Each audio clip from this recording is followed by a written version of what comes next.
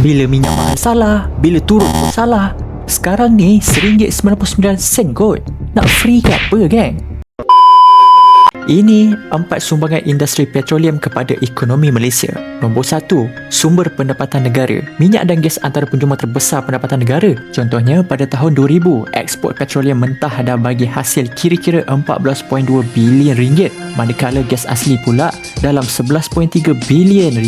Duit ni bukan kerajaan simpan je tau, tapi diorang bina projek mega macam KLCC, lapangan terbang Kerteh dan lain-lain. Nombor 2, peluang pekerjaan. Industri minyak ni luas, dari pelantar minyak sampai ke ofis. Banyak kerja yang ditawarkan, antaranya geologis, jurutera, juruteknik, ahli oseanografi dan lain-lain.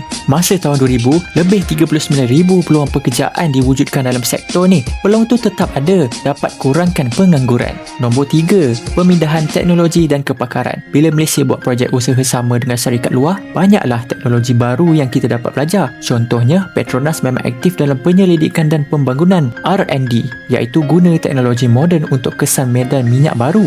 Selain itu juga, ada latihan dan sharing ilmu antara pakar tempatan dengan pakar antarabangsa. Nombor 4, kemajuan dalam industri tertentu. Bila sektor petroleum berkembang, kilang dan industri lain pun sama naik. Contohnya, kilang penapis petroleum Kerteh, Terengganu.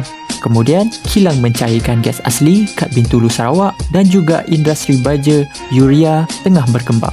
Pendek kata, industri petroleum ni juga antara punca utama rangkaian industri lain tumbuh, sekaligus bantu gerakkan ekonomi negara. Dapat something?